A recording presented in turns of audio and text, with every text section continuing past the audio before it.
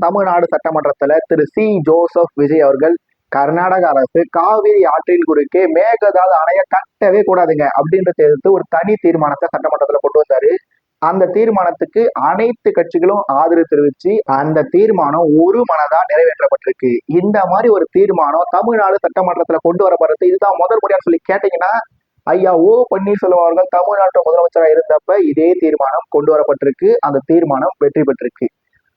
ஐயா எடப்பாடி பழனிசாமி அவர்கள் தமிழ்நாட்டோட முதலமைச்சராக இருந்தப்பவும் இதே மாதிரி ஒரு தீர்மானம் கொண்டு வரப்பட்டிருக்கு. இதே தீர்மானம் வெற்றி அடையவும் செஞ்சிருக்கு.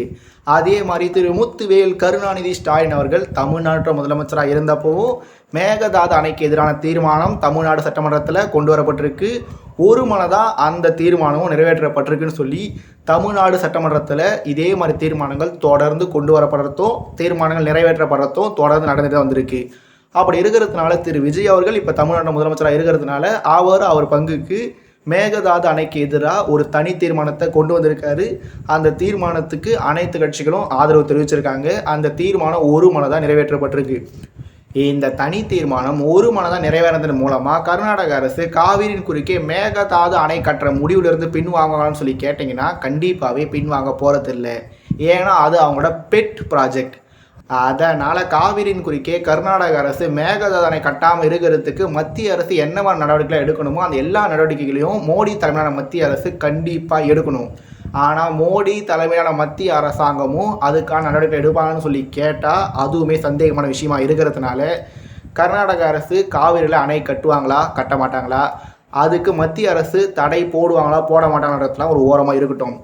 தமிழ்நாட்டில் வருஷத்துக்கு இத்தனை சென்டிமீட்டர் மழை பெய்யுது, அதில் இத்தனை சென்டிமீட்டர் மழை நீர் அப்படியே நேரடியாக போய் கடலில் சேர்க்குதுன்ற நியூஸை நாம் தொடர்ச்சியாக பார்த்துட்டு தான் வரோமே.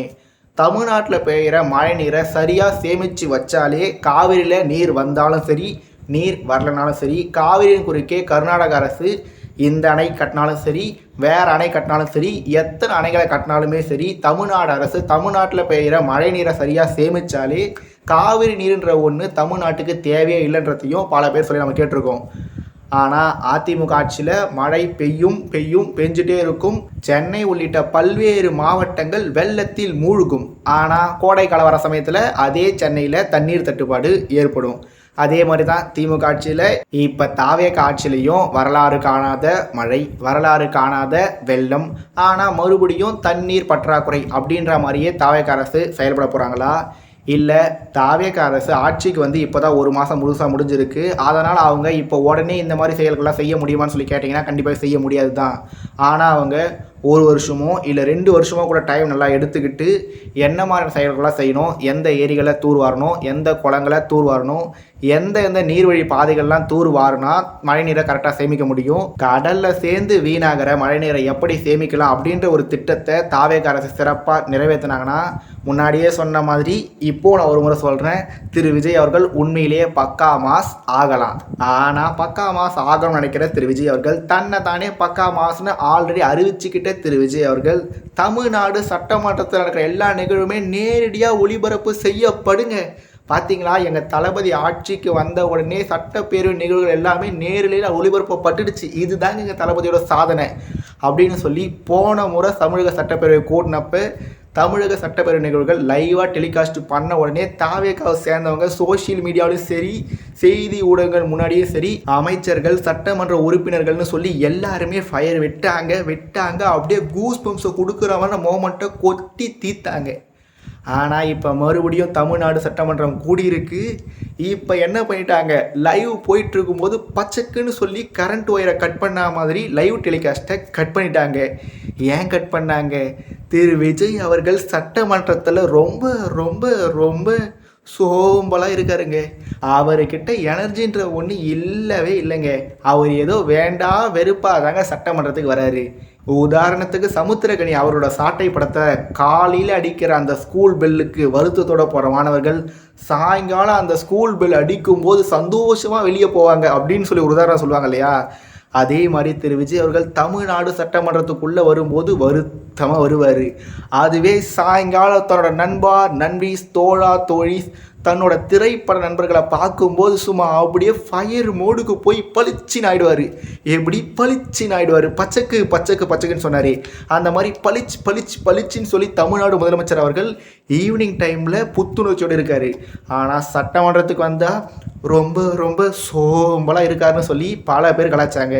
இதில் திரு விஜய் அவர்கள் படிக்கும்போது கரெக்டாக படிக்கிறாரா படிக்கலையா, திரு விஜய் அவரோட அமைச்சரவை சகாக்கள் என்ன பண்ணுறாங்க, எம்எல்ஏக்கள் என்ன பண்ணுறாங்கன்னு சொல்லி இது எல்லாத்தையும் துண்டு துண்டாக கட் பண்ணி ஒரு பக்கம் தாவேக்காவை சேர்ந்தவங்க என்ன தான் ஃபயர் விட்டாலுமே இன்னொரு பக்கம் எதிர்கட்சியை சேர்ந்தவங்க ட்ரால் பண்ணிகிட்டே இருக்காங்க. நாம் எதுக்கு லைவ் டெலிகாஸ்ட் பண்ணணும், நாம் எதுக்கு தேவையில்லாமல் கண்டென்ட்டை கொடுக்கணும், கட் பண்ணுறா ஒயரை அப்படின்னு சொல்லி தாவேக அரசு லைவ் டெலிகாஸ்ட்டை கட் பண்ணிட்டு தான் எதிர்கட்சிகள் எல்லாருமே குற்றச்சாட்டுகளை முன் வச்சுட்டு வராங்க.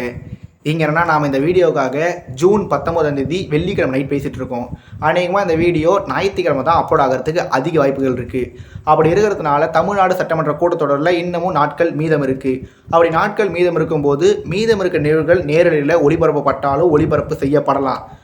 ஆனால் திரு விஜய் அவர்கள் தமிழ்நாட்டு முதலமைச்சர் ஆனதிலிருந்தே இது வரைக்கும் சட்டப்பேரவை கூட்டத்தொடரை என்னன்னே தெரியாத பல பேர் கூட சட்டப்பேரவையை நேரலையில் பார்க்குறாங்கன்னு சொல்லி போன தடவை சட்டப்பேரவை கூட்டினப்போ பல பேர் செய்திகளை சொல்லியிருந்தாங்க. இங்கன்னா உண்மையிலேயே ஒரு விஷயம் பார்க்க ஸ்டார்ட் பண்ணும்போது முதல் முறை பார்க்க ஸ்டார்ட் பண்ணும்போது ரொம்ப ரொம்ப ஆர்வத்தோடு பார்ப்போம். அதுவே தொடர்ந்து அந்த விஷயத்தை நம்ம பார்க்க அந்த ஆர்வம் நம்மக்கிட்ட இருக்குமான்னு சொல்லி கேட்டிங்கன்னா கண்டிப்பாகவே இருக்காது.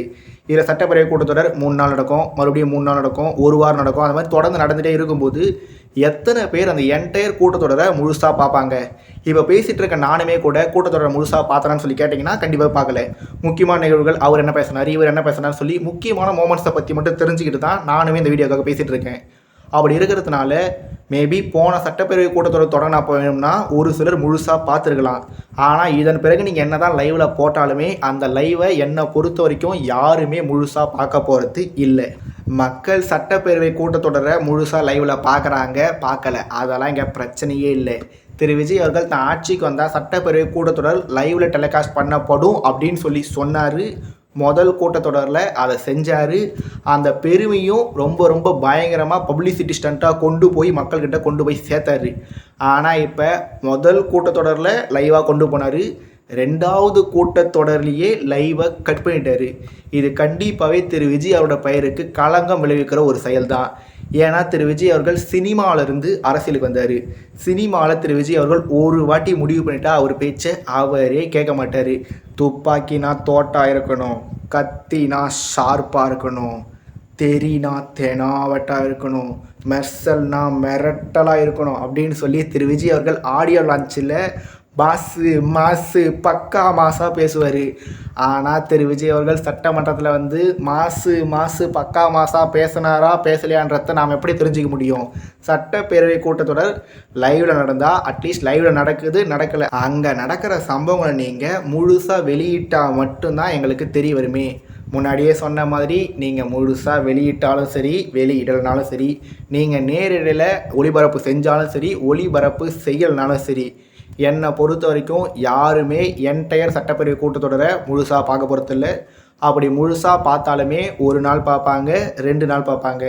அதன் பிறகு போனால் கண்டிப்பாக போர் அடித்து முக்கியமான நிகழ்வுகள் என்னன்றதை மட்டும் தான் தெரிஞ்சுக்க ஆசைப்படுவாங்க. ஆனால் நீங்கள் ஒரு வாக்கு கொடுத்தீங்க, கொடுத்த வாக்கை கண்டிப்பாக காப்பாற்றணும். அதுதான் யாருக்கு அழகு? பக்கா மாஸ் திரு விஜய் அவர்களுக்கு அழகு.